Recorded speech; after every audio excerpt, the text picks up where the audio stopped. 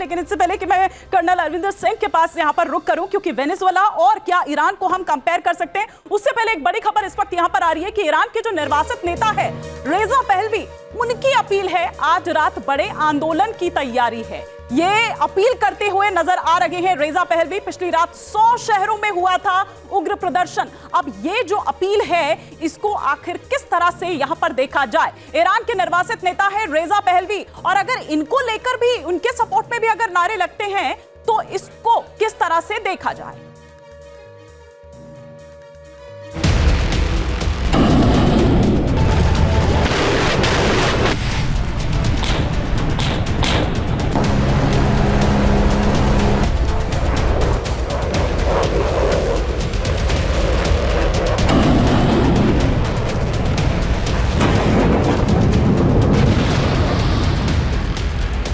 तेल पर तनाव दुनिया को दे सकता है वर्ल्ड वॉर का घाव।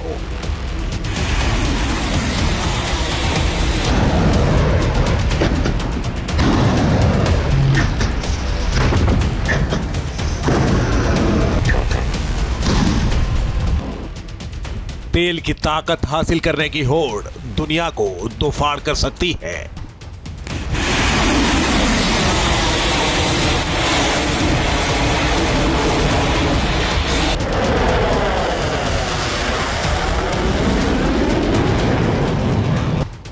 क्रूड ऑयल, धरती के नीचे छिपा वो काला सोना जो सिर्फ ईंधन नहीं है बल्कि तेल 21वीं सदी में ताकत की निशानी है।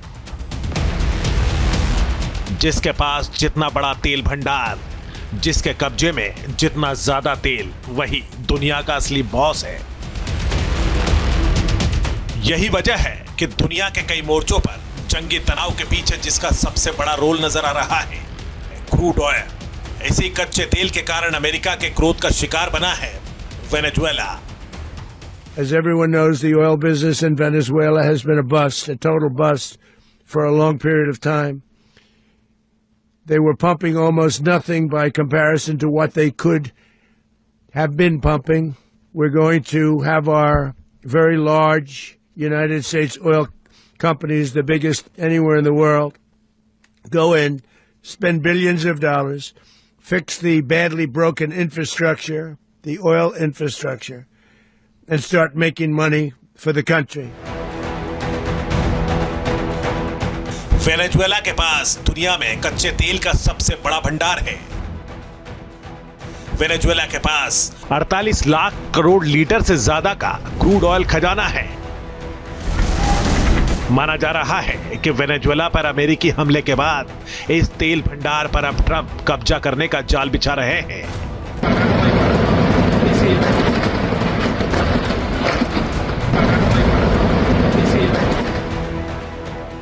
इसी मंसूबे के तहत ट्रंप ने वेनेजुएला पर दबाव डालना शुरू कर दिया। तेल के इसी खेल के चलते अमेरिका ने वेनेजुएला की अंतरिम सरकार के सामने 2 शर्तें रखी हैं। पहली शर्त है कि चीन, रूस, ईरान और क्यूबा के साथ आर्थिक संबंध खत्म करने होंगे, तभी वेनेजुएला को ज्यादा तेल निकालने की इजाजत दी जाएगी। दूसरी शर्त है कि वेनेजुएला को तेल उत्पादन के लिए सिर्फ अमेरिका के साथ पार्टनरशिप करनी होगी, साथ ही कच्चा तेल बेचते समय अमेरिका को प्राथमिकता देनी होगी। अभी तक वेनेजुएला सबसे ज्यादा कच्चा तेल चीन को बेचता रहा है। 2023 के आंकड़ों के मुताबिक चीन को 68% कच्चा तेल वेनेजुएला निर्यात करता है, जबकि अमेरिका को सिर्फ 23% कच्चा तेल मिलता है। इसके अलावा स्पेन को 4% और क्यूबा को भी 4% कच्चा तेल का निर्यात करता है।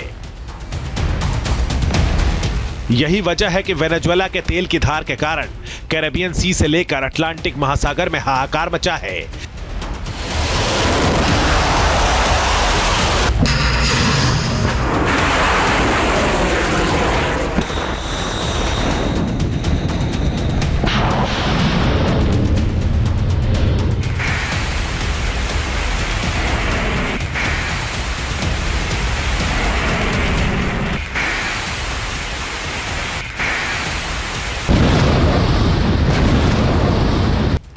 अमेरिका इस मोर्चे का बादशाह बनना चाहता है, जिसे सबसे ज्यादा चुनौती दे रहे हैं रूस के राष्ट्रपति व्लादिमीर पुतिन। रूस ने वेनेजुएला के तट के पास एक पुराने और जर्जर तेल टैंकर की सुरक्षा के लिए नौसैनिक जहाज और पनडुब्बी को तैनात कर दिया है।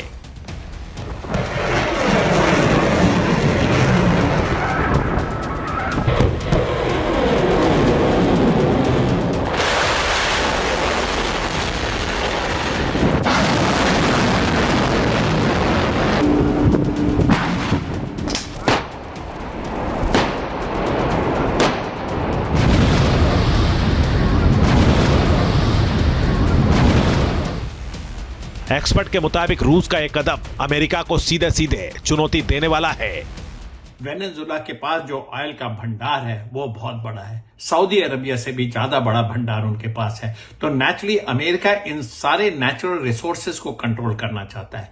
एक ये भी कहा जा रहा है कि दुनिया के किसी भी देश के पास जो भी नेचुरल रिसोर्सेज हैं, अगर वो शक्तिशाली नहीं है तो अमेरिका वहां पे इंटरफेयर करने की क्षमता रखता है और आगे आने वाले दिनों में करेगा। तो सभी एक सुर में बोल रहे हैं कि अगर इस तरीके से एनर्जी रिसोर्सेज पे अमेरिका कंट्रोल करेगा तो विश्व की महाशक्तियां आपस में जरूर टकराएंगी। रूस और अमेरिका के बीच अटलांटिक महासागर में टकराव की वजह बन रहा है वो जहाज जो कच्चा तेल लोड करने के लिए वेनेजुएला गया था। मीडिया रिपोर्ट्स के मुताबिक यह तेल टैंकर ईरानी शासन से जुड़े आतंकवादी संगठनों की ओर से काले बाजार में बिकने वाले ईरानी और रूसी तेल की ढुलाई कर रहा था, लेकिन अमेरिकी कोस्ट गार्ड ने उसका रास्ता रोक दिया। इसका नतीजा यह हुआ कि जहाज बिना तेल लोड किए उत्तर की तरफ भाग निकला, लेकिन यह जहाज अमेरिकी कोस्ट गार्ड से बच नहीं पाया और अमेरिका ने इस जहाज का पीछा कर उसे अपने कब्जे में ले लिया। अमेरिका ऐसा इसलिए कर रहा है ताकि दुनिया में गैरकानूनी तरीके से तेल ले जाने वाले टैंकरों पर रोक लगाई जा सके। लेकिन अमेरिका के इस एक्शन से कैरेबियन सी से लेकर अटलांटिक महासागर में जंगी तनातनी काफी बढ़ गई है। वहीं कैरेबियन सी में अमेरिका के मरीन कमांडो ने भी मोर्चा संभाल लिया है। अमेरिकी मरीन कॉर्प्स की 12वीं मरीन यूनिट ने कैरेबियन सागर में जहाजों को रोकने का अभ्यास किया है।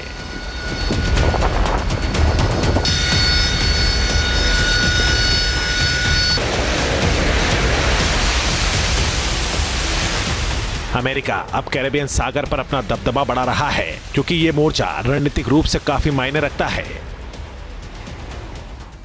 कैरेबियन सागर न सिर्फ नॉर्थ अमेरिका और साउथ अमेरिका को जोड़ता है, बल्कि ये अटलांटिक महासागर और प्रशांत महासागर को भी पनामा नहर के जरिए कनेक्ट करता है, जिससे ये वैश्विक व्यापार और नौसेना के लिए एक महत्वपूर्ण समुद्री मार्ग बन जाता है। ये दुनिया का सबसे बिजी सी कॉरिडोर है। सबसे ज्यादा सामान इसी कॉरिडोर के रास्ते आता जाता है। इस रूट से हर साल 14,000 से ज्यादा समुद्री जहाज गुजरते हैं और 330 मिलियन टन सामान का व्यापार होता है। इसीलिए अमेरिका चाहता है कि इस रीजन में उसके दबदबे को कोई चुनौती न दे सके। लेकिन वेनेजुएला के साथ अगर रूस और चीन के संबंध अच्छे रहते हैं तो ये दोनों अमेरिका के लिए मुश्किलें पैदा कर सकते हैं। इसलिए अमेरिका वेनेजुएला के तेल के बहाने रूस और चीन को टारगेट कर रहा है। लेकिन चीन ने भी साफ कर दिया है कि अगर अमेरिका ने इस मोर्चे पर बारूदी बवंडर खड़ा किया तो चीन ईंट का जवाब पत्थर से देगा। If you want to have war, you will get war. If you want to destroy China, you will be destroyed. China's policy is very clear. China will not fire the first shot, but China will not allow you to fire the second shot.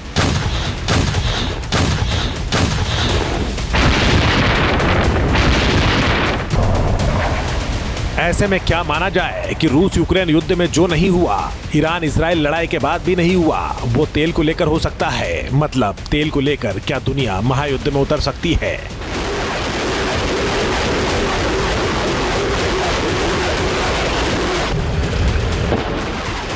क्योंकि America, रूस और चीन की तनातनी इसी खतरे का alert दे रही है।